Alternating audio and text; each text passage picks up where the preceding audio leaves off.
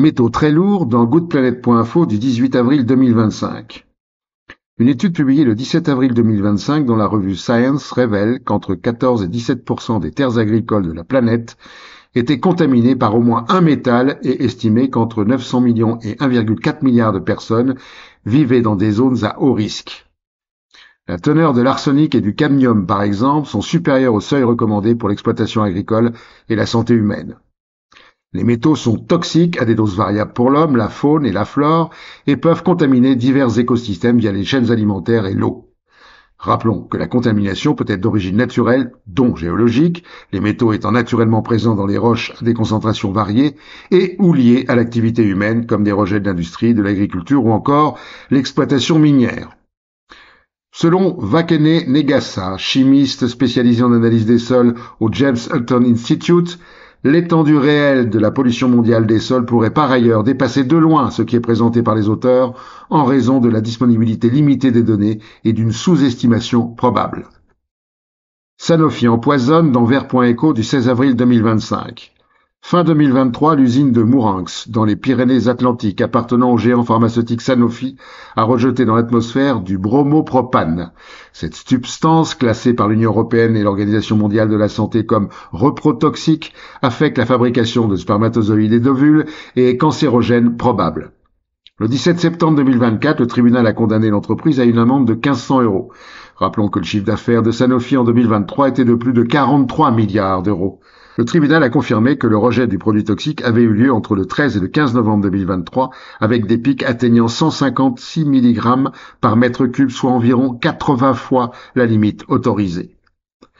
En juillet 2023, Mediapart avait révélé que l'usine de Mourenx rejetait depuis plusieurs années des composés organiques volatiles, appelés aussi COV. Ils sont diffus dans l'air. Parmi ceux-ci, du bromopropane émis dans les quantités 190 000 fois supérieures à la limite autorisée. D'après Libération, ces rejets astronomiques de COV ont été sciemment dissimulés par les responsables du site pendant au moins 6 ans. Ces derniers n'auraient pas hésité à modifier des rapports et à mentir au moment des multiples inspections du site par l'État. Trump, l'obscurantisme dans Reporter.net du 17 avril 2025. L'obscurantisme voulu par le président Trump a des répercussions déjà constatables. Selon le Centre européen pour les prévisions météorologiques à moyen terme, acronyme anglais ECMWF, le flux des données provenant des radiosondes météorologiques états-uniennes a baissé de 10%. Ces radiosondes sont envoyées dans l'atmosphère grâce à des ballons pour en étudier la composition et les dynamiques.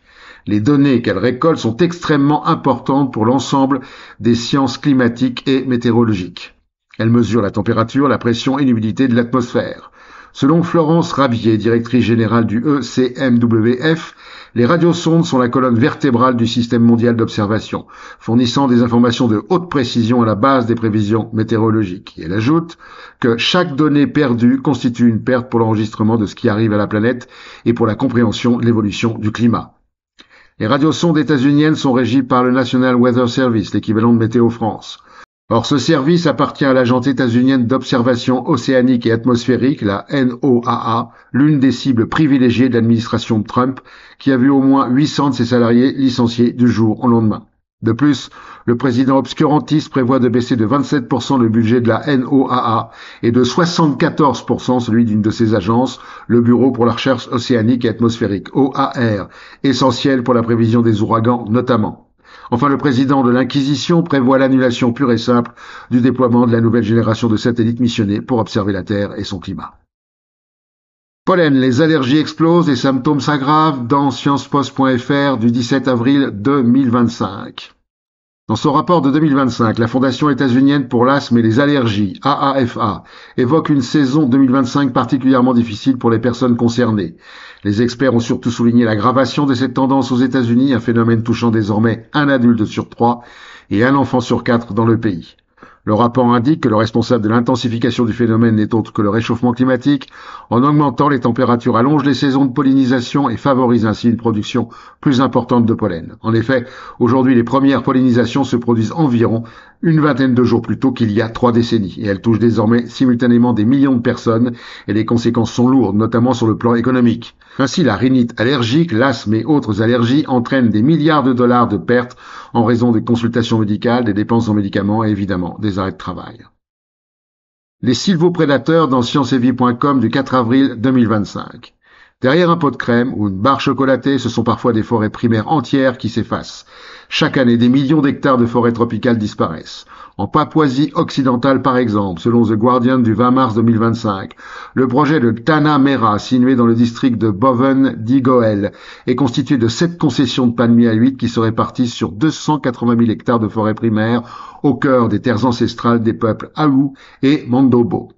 Dans la province de Papouasie du Sud, un vaste complexe sucrier est en projet. L'objectif est de produire à terme 2,6 millions de tonnes de sucre et 244 millions de litres de bioéthanol par an sur 2 millions d'hectares de forêts primaires promises à la dévastation. Rappelons que, selon une étude de l'Université d'Oxford parue le 7 mars 2025 dans la revue Science, les forêts tropicales n'évoluent pas assez vite pour faire face aux pressions climatiques. Les chercheurs ont étudié les traits fonctionnels de plus de 250 000 arbres selon la tolérance à la sécheresse, la densité du bois et la surface foliaire. Ils ont constaté que la réponse biologique reste bien trop lente. En d'autres termes, la composition des forêts ne suit pas le rythme du réchauffement. Cela les rend de plus en plus vulnérables aux incendies, aux sécheresses et aux maladies. Ajoutons que l'Amazonie à elle seule abrite 15 000 espèces d'arbres. En détruisant ces forêts, ce ne sont pas seulement des espèces qu'on perd, mais des fonctions écologiques irremplaçables. Des entreprises ou des marques comme KitKat, Pantene, Nestlé ou Procter & Gamble sont les prédateurs et rien ne semble pouvoir les arrêter, sauf à ne plus acheter leurs produits. Et pour finir, la connerie de la semaine. À la prochaine fois.